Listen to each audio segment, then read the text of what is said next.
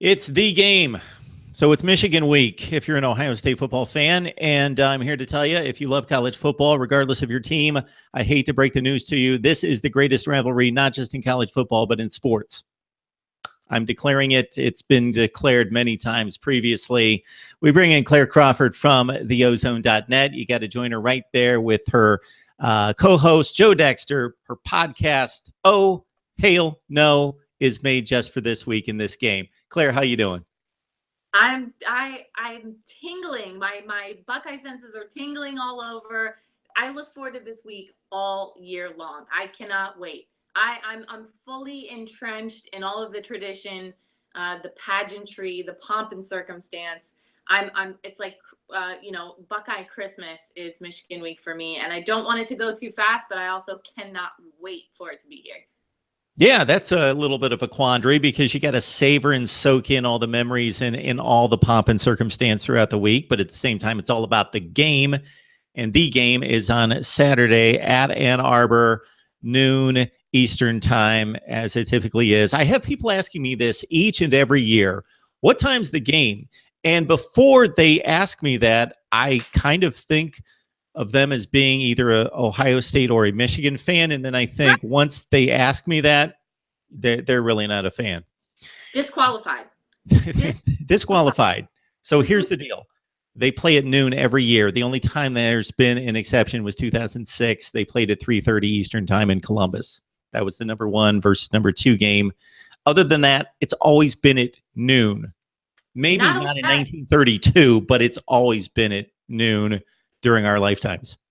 Not only that, the game hasn't even been moved. This has been the last season or the last regular season game since the only time this slot has been moved was to observe the death of John F. Kennedy. That is the only time that was moved from I'm going to say the 22nd to the 29th. So it's always here. You're right. When I talk to someone and they say, what time is the game? I have to admit, I disqualify you. You get your card pulled. It's a little disturbing. It's a little disturbing. And I know a number of Ohio State and Michigan fans, and they still ask me, and I've already been asked this week, what time's the game? The same time it always is. It's always the same time. All right. This Michigan team's 5-3 in the Big Ten. They are 8-3 overall. They're not a great football team. They're stout on defense. They're very limited on offense. Ohio State comes in, and we've seen the Jekyll and Hyde play, the Penn State fourth quarter, and the Michigan State route. We can't really categorize last week's game. That was almost a scrimmage. That was almost to be pitied on the Illinois front. But Ohio State comes in at 9-2. They've wrapped up the Big Ten Eastern Division, but of course, this game still matters for much more than a college football playoff or a Big Ten championship or anything like that. It's a rivalry game. So fill in the blank, other college football fans out there, Alabama, Auburn, Florida State on down the line. This is the game for that particular rivalry. And then on top of that, this is the game. So do you have any Michigan game memories to pass along? I actually do. So I was extremely lucky, and I was able to. I was there for 1 versus 2 in 2006. It's something that I'll never forget, and what I will never forget is the sound the stadium makes. One of my greatest memories of all time was last year.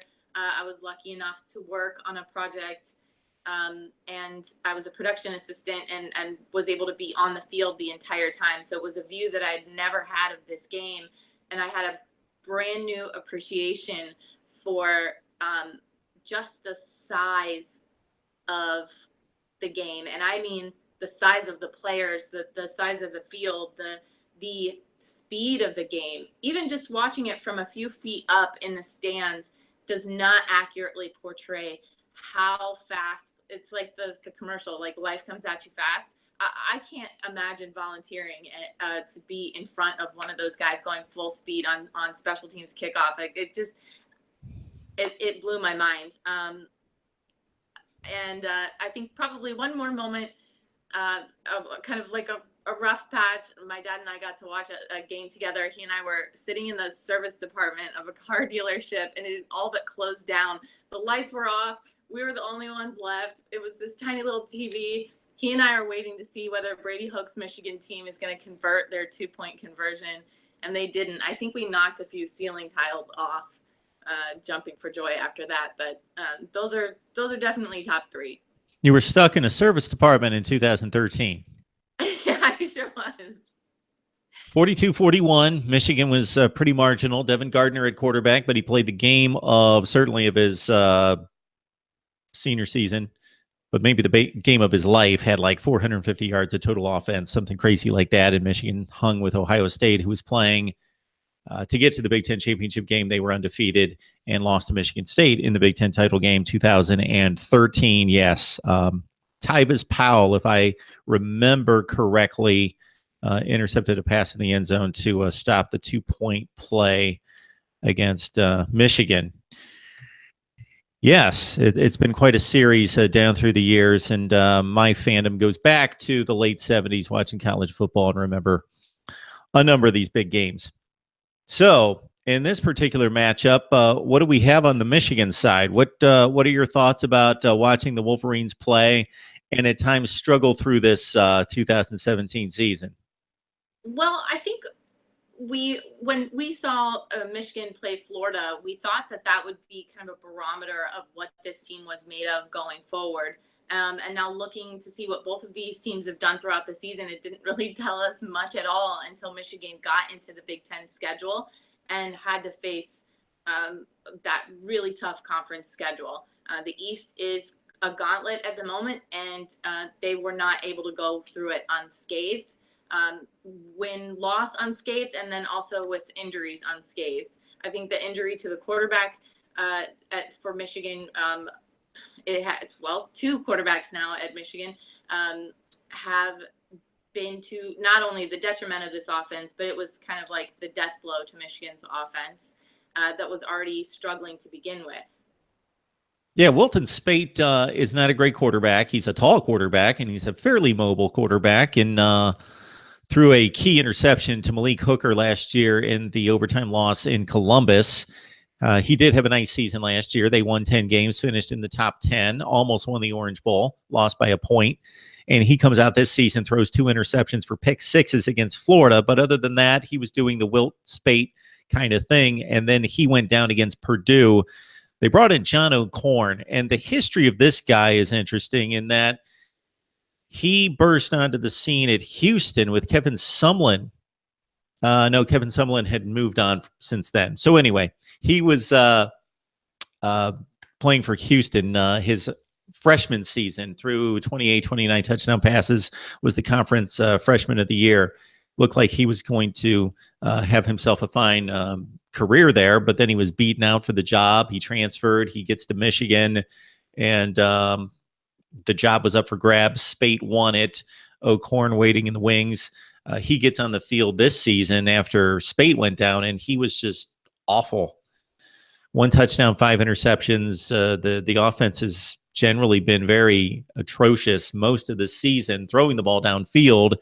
And now we got Brandon Peters, who's a much anticipated freshman.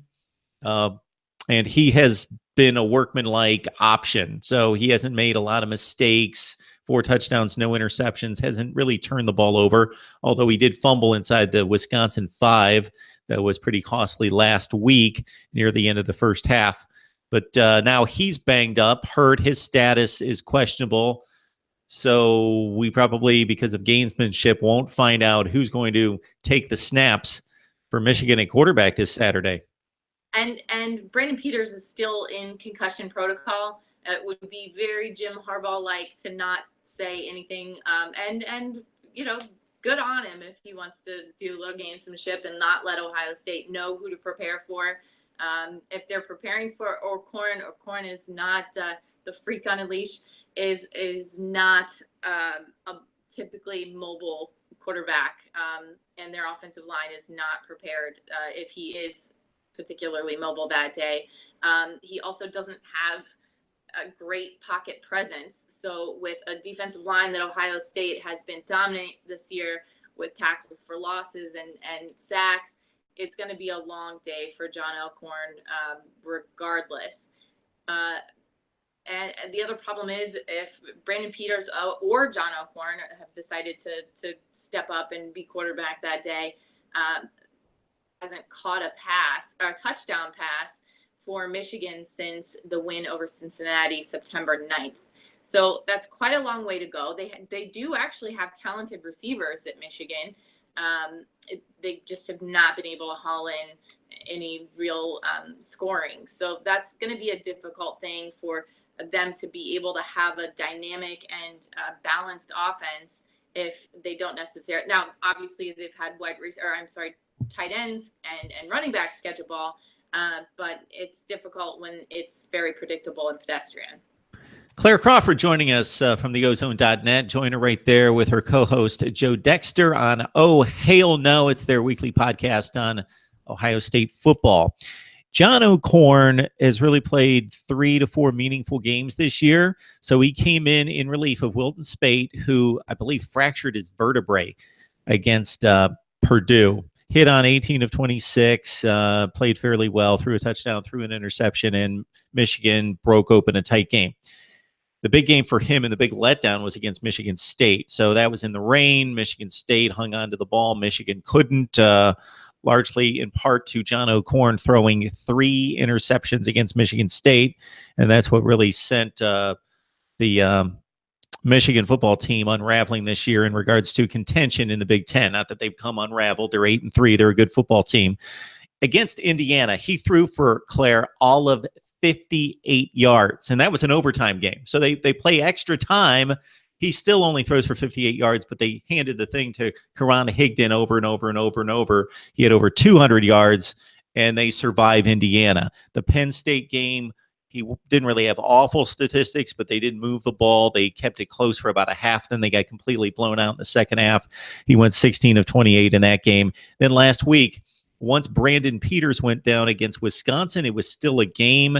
It was they had a 10-7 lead actually in the third quarter of that game. Then it was 14-10, and Wisconsin started to move the ball and get some offense generated. Peters goes down. He comes in and talk about not leading a comeback. 2 for 8 for 19 yards, and they lose by 2 touchdowns, 24-10. So John Elkhorn having his issues this season. So unless he comes out with a game of his life, or at least a game from 2014, he has not been a very good quarterback since. So you mentioned out of Ohio State Michigan games. That's the beautiful thing about this rivalry, is that we've seen the statistics on paper, and we've seen these two teams unevenly matched, and one team ends up surprising the other at times. So it's great as a fan to know all that stuff ahead of time, and I agree with you. That's what we do. We try to guess to see what's going to happen, but in all reality, that's the beauty of this game, is that especially with it being in Ann Arbor, and this Ohio State secondary has had issues in big games this year, staying disciplined, especially in a road environment. I think as Buckeye fans, none of us are resting easy on the fact that all of these stats are stacked for the Buckeyes' favor. So, Claire, you mentioned the wide receiver position at Michigan. Donovan Peoples-Jones, in particular, is a really exciting player, but they just can't get the ball in his hands. He returns punts in addition to his wide receiver chores. Now, he caught a 50-yard play on the one touchdown drive that Michigan had against Wisconsin. They almost had another, but as I mentioned, Peters fumbled inside the 5-yard line. But no touchdowns since week 2 against Cincinnati. That's kind of hard to believe. But, yeah, they load up on the fullbacks, and the tight ends have 3 or 4 really good tight ends. Zach Gentry would probably be the best. He caught the touchdown last week and had a couple big plays in that game against Wisconsin, or relative big plays for this offense that's had a whole lot of difficulty moving the ball against the likes of the better teams in the Big Ten, a la Michigan State and Wisconsin. 10 points apiece in those 2 games. And I believe, let's see, the Penn State score was something like 44-16. So just have not scored against the good defenses on their schedule. And I would say Peoples-Jones is the most versatile and dynamic player on that Michigan offense. We've seen a play on a reverse where he definitely is looking very athletic, very dynamic, somebody that they are going to have to watch out for on the field at all times. You know, every team has that player. I think if anybody, Peoples-Jones is going to be tough to defend. Grant Perry, also a wide receiver to look out for. He's the other threat. Again, the numbers are pretty pedestrian, 24 catches through the 11 games played thus far. Now, on defense, Michigan came into the season with arguably, well, it was kind of interesting because last year they had a very, very good defense, one of the 5 best or so in college football, but they lost 9 to 10 starters, depending on your depth chart of choice. And so people didn't know, okay, are they still going to maintain this and be this good? Well, they showed right out of the gate that they would. And so nobody has really torn them up. Even the Penn State game, it got out of hand from a score perspective, but that's just the offense continuing to give it up in bad field position to set up the Penn State offense in that particular game. But I saw the Wisconsin game last week, and yes, they started to wear down near the end of the game because, again, the offense just put them out there constantly. But this Michigan defense is pretty serious. The defensive line is one of the very best. I agree. Rashawn Gary and Chase Winovich, very physical, very fast guys on the defensive line that Ohio State is going to have their hands full all day with. And it'll be interesting to see as well what Ohio State decides to do tempo-wise to determine the tempo of this game, knowing this is most likely going to be a defensive battle. Specifically, Michigan will try to game plan for a defensive battle with their offense not being the best.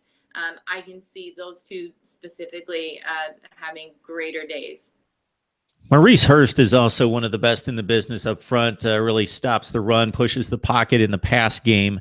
If you're into stats and you're into defensive stats, typically a decent team will have 2, maybe 3 guys that will have close to 10 tackles for loss. Michigan has 5 guys with at least 10 tackles for loss. You mentioned Winovich. He's got 6.5 and 7.5 sacks on the season. Khaleke Hudson has 14.5 tackles for loss and 6.5 sacks. Devin Bush is a really, really good linebacker.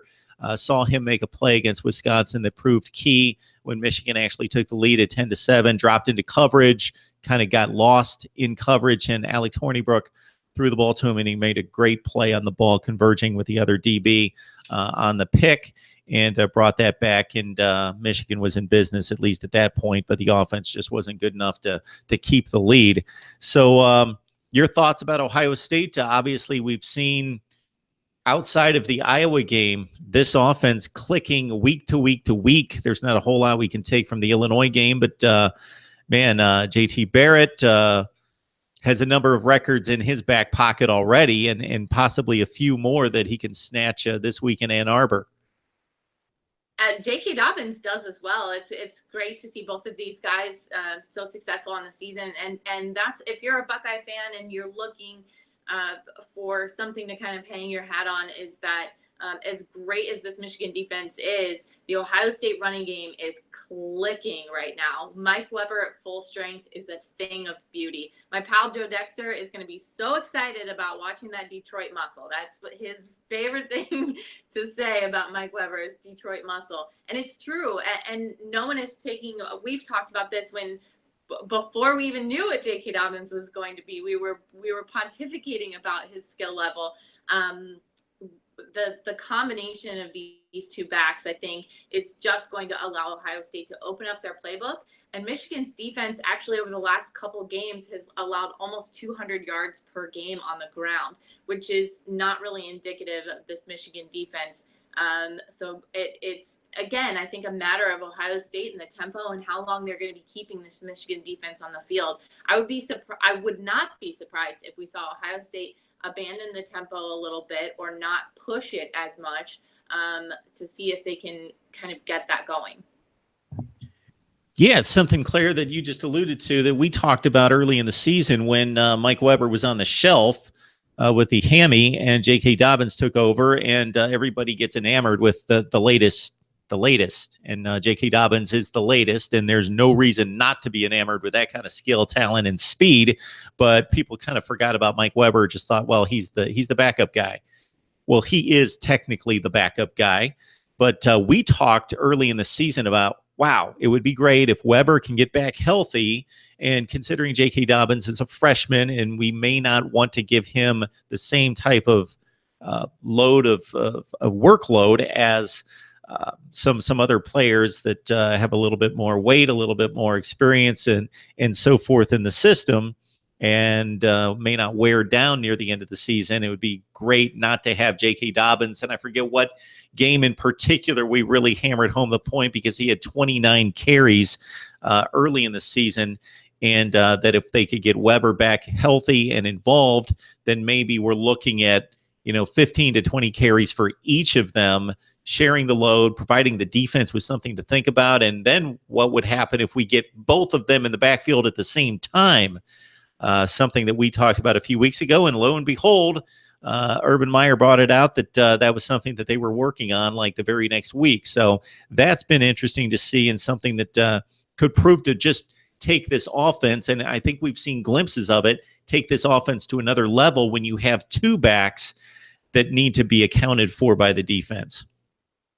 Especially in the run-pass option. I mean, JT Barrett being very mobile, he definitely has a veritable smorgasbord to choose from in that RPO if both of those guys are on the field at the same time. And so I have confidence in JT. However, as fans, we've seen when JT tends to carry the game on his back or have over a certain amount of yards, it's usually not something going well in the offense. It's usually Ohio State having to overcompensate for the offense not clicking. So it would be great to see J.K. Dobbins and Mike Weber have a great day and not have to depend on JT and his ability to be mobile. But we will see some of that as well. We'll definitely see all three of those guys, I think, have a decent day. We've got Claire Crawford on the line from the ozone.net. You got to join her right there in her podcast with Joe Dexter. Oh, hail no. And this is what that podcast name is all about. It's right here, right in front of us. And that's what I was inspired by the rivalry. It's Joe and I do a special show every year. We have a ton of fun with it. My pal Joe Dexter is a diehard Buckeye fan who was born and raised in Michigan, and he's been repping Ohio State in enemy territory for a long time. He's no longer in Michigan, not in Ohio yet, but I'm a Buckeye through and through. So that's our favorite topic. Joe in particular likes to make fun of Brady Hoke, and we have a lot of fun with it. I would love to hear Joe's conversion story of how he was, how he saw the light amidst all that darkness, how he somehow saw the light there up north. He's a rebel. He's just a rebel at heart. He is. All right, Claire Crawford from the ozone.net. And I'm not going to promise anybody out there anything in particular, especially for you people who probably just subscribe to my YouTube channel just to hear from Claire and nothing from me. And I'm sure there's many, and it's probably growing by the day. But maybe we'll find some time to get together again sometime later this week, because this game is that big. And again, if you understand college football and kind of the fabric of college football, if you don't, then maybe you're thinking, isn't Penn State better than Michigan? Wasn't that a bigger game? And I get it in terms of the standings and in terms of the level of play and in terms of Ohio State wrapping up the division and all of that. Forget that. Forget the records. You hear it all the time. Throw out the records. Yes, it actually does mean something. It's really cliche, and I hate to bring it up. But you can, again, fill in the blank for any rivalry. I can go through a number of rivalries across the country, but speaking directly to this one, take 1988. Ohio State was 4-6-1. This game was still enormous. Michigan had already punched its ticket to Pasadena in the Rose Bowl. This game still enormous. It goes beyond standings. It goes beyond even championships. Now, if there's a championship directly on the line, that adds a whole bunch to it. But this is what college football is all about. meeting your rival at the end of the season. It is. And no matter how unbalanced the rivalry is, which I will slide that in right now, that the Buckeyes have won 13 of the last 15, it doesn't matter. And I know people outside of the rivalry or people outside looking in will say, oh, it doesn't mean anything anymore, but it's in your blood. It's not something that that you can release. It's not something that you can get rid of. This is a special week for college football. It's a special week for Ohio State fans and for that team up north. It's really special. And if you're not part of it, then we'll welcome fans on the bandwagon. Claire, I don't mean to correct you, but I think you're going to want me to correct you here. I think it's 13 out of 14. Is it? Well, Michigan won in 2003. So that's 04 through 16. That's whatever it is, 13 games. True. So maybe I'm off a couple years. So you're going back a few years before that, because I was just thinking Luke Fickell lost. But other than that, Jim Tressel from 04 through the end of his tenure, 2010, so his last 7. And Urban Meyer's, what, 5-0? Yep. So that's 12-1. Mentioned that Jim Harbaugh is 0-2 against Ohio State. So 0-2. All right, Claire, yeah, keep yourself together. I know you have other things going on in life, but try to focus on a few other things here for the next several days. Impossible. I've got my priorities straight. Buckeyes all week. There you go. All right, Claire, it's always a good time. Thank you again, Mark. We'll talk to you soon.